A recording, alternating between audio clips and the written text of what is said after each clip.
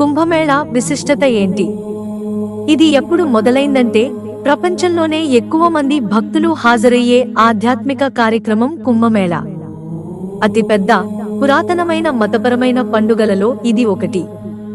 నమ్మకం, ఆధ్యాత్మికత, సంప్రదాయాలతో కూడిన ఈ వేడుకల్లో లక్షల మంది పాల్గొంటారు. పురాణాలు, చరిత్రలో కీలక భాగమైపోయిన కుంభమేళా భారతదేశ ఆధ్యాత్మిక వారసత్వాన్ని ప్రతిబింబిస్తుంది. జనవరి 2025 13 నుంచి ఫిబ్రవరి 26 వరకు ప్రయాగ్రాజ్లోని త్రివేణి సంగమంలో జరుగుతుంది. హిందూ శాస్త్రాల ప్రకారం గురుడు, సూర్యుడు, చంద్రుడు మేష చక్రంలో మకర రాశిలోకి ప్రవేశించినప్పుడు మహా కుంభమేళా నిర్వహిస్తారు. ఈ అరుదైన కలయిక త్రివేణి సంగమం, గంగా, యమున, సరస్వతి నదుల సంగమం వద్ద గంగా జలాలను పవిత్రంగా మారుస్తుందని నమ్ముతారు.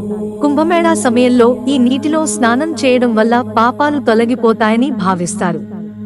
కుంభమేళా ప్రతి 12 సంవత్సరాలకు ఒకసారి జరుగుతుంది. సాధారణ కుంభమేళాలు ప్రతి 4 సంవత్సరాలకు ఒకసారి జరుగుతాయి.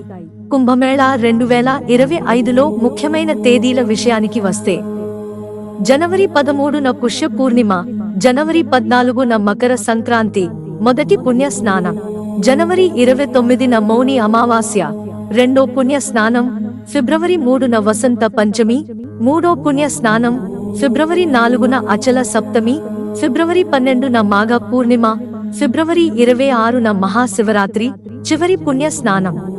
కుంభమేళా యొక్క మూలం సముద్ర మథనం యొక్క పురాతన కథతో ముడిపడి ఉందని నమ్ముతారు. పురాణాల ప్రకారం దేవతలు, రాక్షసులు అమృతాన్ని పొందేందుకు సముద్రాన్ని మథించారు. దేవతలు, రాక్షసుల మధ్య 12 రోజుల పాటు అమృత కలశం విషయంలో గొడవ జరిగింది. ఈ సమయంలో అమృతం యొక్క కొన్ని చుక్కలు 12 ప్రదేశాలలో పడ్డాయట. వాటిలో 4 ప్రదేశాలు భూమిపై ఉన్నాయని చెబుతారు. ఆ ప్రాంతాలే ప్రయాగ్రాజ్, అలహాబాద్, హరిద్వార్, ఉజ్జయిని, నాసిక్. ఈ ప్రదేశాలు కుంభమేళా నిర్వహించే పవిత్ర స్థలాలుగా మారాయి. కుంభమేళా సమయంలో ఈ ప్రదేశాల్లోని నదుల్లో స్నానం చేయడం వల్ల ఆత్మ శుద్ధి అవుతుందని, పునర్జన్మ చక్రం నుంచి విముక్తి లభిస్తుందని నమ్ముతారు. కుంభమేళా చిన్న ఆధ్యాత్మిక కార్యక్రమంగా ప్రారంభమైనప్పటికీ కాలక్రమేణా పెద్ద పండుగలా మారింది. ప్రాచీన భారతదేశంలో ఇది మతపరమైన సమావేశాలకు మాత్రమే కాకుండా నేర్చుకోవడానికి, చర్చలకు కూడా వేదికైంది. ఋషులు, పండితులు తమ జ్ఞానాన్ని పంచుకున్నారు. యాత్రికులు వీరి ఆశీర్వాదం పొందడానికి పూజలు చేసేవారు. కొన్ని చారిత్రక ఆధారాలు కుంభమేళా సమావేశాలు క్రీస్తు పూర్వం 300 ఏళ్ల నాటివని చెబుతున్నాయి. మధ్యయుగ కాలంలో కుంభమేళా వివిధ పాలకుల మద్దతుతో అభివృద్ధి చెందింది.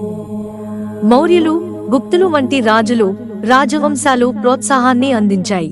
దీంతో కుంభమేళాను భారీ స్థాయిలో నిర్వహించే అవకాశం కలిగింది. ఈ యుగంలో భక్తి సాధువులు, అఘోరాలుగా పేర్కొనే సన్యాసులు కూడా పెరిగారు. సాధువులు, పవిత్ర పురుషులు, సన్యాసులు, యోగులు కుంభమేళాకు కేంద్రంగా మారారు. ఇది ఆధ్యాత్మిక సాధన, జ్ఞానానికి ప్రతీక. ఇవి మరింత మంది ప్రజలను హాజరయ్యేలా ప్రేరేపించాయి. మిత్రులారా, ఛానల్ సబ్స్క్రైబ్ చేసుకోవడం మర్చిపోకండి. ధన్యవాదాలు.